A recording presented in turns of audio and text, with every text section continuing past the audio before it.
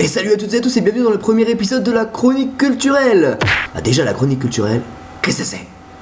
C'est une chaîne YouTube avec de l'humour, de la finesse, de la culture, de l'apprentissage, tout ça en une vidéo, si c'est pas merveilleux.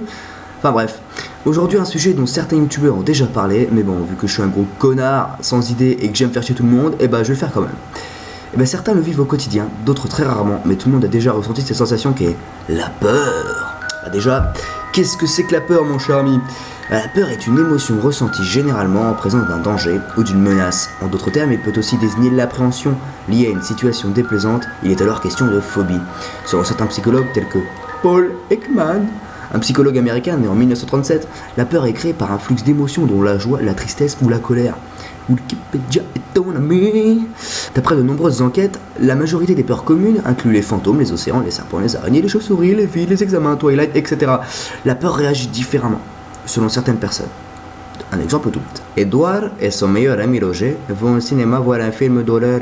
En sortant de la salle, Edouard s'est chié dessus comme une grosse casserole, alors que Roger s'est tapé une grosse barre tout le long du film.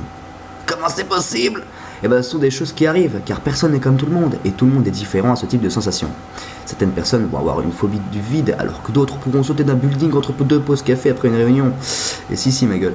La peur peut se déclencher vite chez certaines personnes, comme le fait de se retrouver dans le noir ou d'écouter une musique oppressante.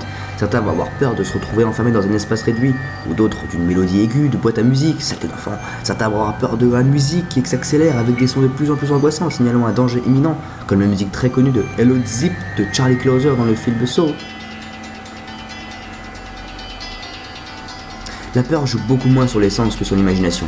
Exemple, les légendes urbaines ou encore les creepypasta, les légendes d'horreur sur le net. Ah, tout le monde les connaît, évidemment, hein. Aucune personne n'a d'explication logique pour certaines histoires qui sont parfois tellement énormes, je ne ferai pas cette blague, qu'on pourrait facilement croire qu'elles sont fausses. Mais d'un autre côté, notre esprit persuadé que ça existe, y croit un petit peu. Comme la légende urbaine très connue et inquiétante sur Pokémon, qui est le syndrome de l'Avonville.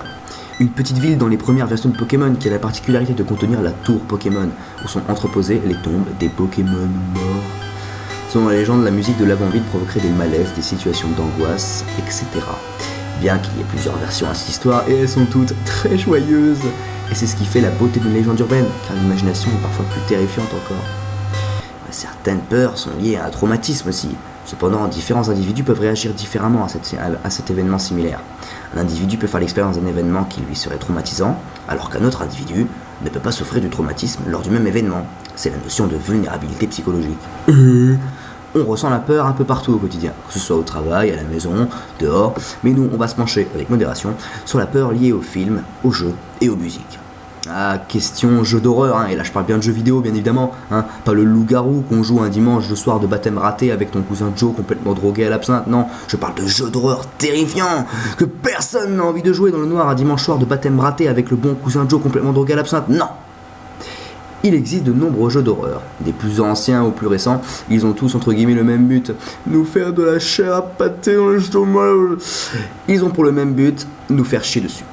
Ah, ils nous mettent tous dans une certaine immersion, hein, que ce soit dans la forêt, les hôpitaux abandonnés, les vieux châteaux, dans une certaine musique assez oppressante, et souvent un monstre, un fantôme, un animal quelconque, même un homme, un chien ou une chèvre qui nous poursuit, peu importe. Mais certains jeux sont très réussis pour ça, comme Amnesia, The Dark Descent, Outlast, Alien Isolation, Barbie star de la mode. Oh Seigneur Dieu. Concernant les films d'horreur aussi. Ah, les films d'horreur, il y en a plein.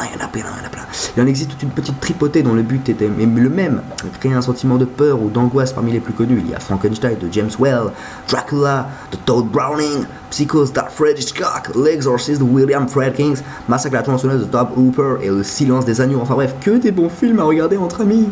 Je vous propose un top 3 des jeux d'horreur qui m'ont bien fait flipper. Bien évidemment, je vais parler de 3 jeux d'horreur qui m'ont fait flipper. Donc ce sont des jeux de PC, d'horreur, assez récents on va dire. Donc petit 1. Si vous aimez les vieux châteaux ou les vieux monstres qui ressemblent à rien et qui font très peur, je vous conseille alors un classique, Amnesia.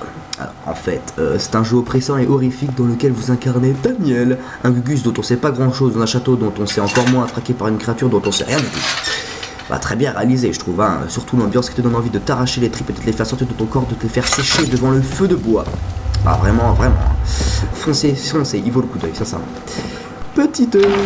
si vous aimez être poursuivi par des malades mentales dans un asile rempli de fous qui veulent vous violer, vous torturer, vous découper en petits morceaux puis vous revioler, eh bien ce jeu est fait pour vous. Incarnez Miles, un journaliste qui cherche des réponses et qui décide de mener une enquête dans un asile. Quoi de mieux pour faire de merveilleuses rencontres? Un jeu qui vous traumatisera votre âme à jamais. Et enfin, petit 3, un jeu assez méconnu mais qui m'a vraiment bien foutu les boules, c'est Resident Evil Archive. Sur Wii. L'histoire raconte que l'équipe Bravo a disparu lors d'un crash d'hélicoptère dans les montagnes d'Arklay, non loin de la petite ville de Raccoon City, et qu'en fait, on est poursuivi par ça en fait, et qu'on fait partie de l'équipe Alpha, chargée de retrouver les survivants. Ça se passe dans un manoir avec plein de vilains pavots pustuleux qui chercheront à vous bouffer la gorge et vous laisser mourir sur le sol. Que des types cool quoi.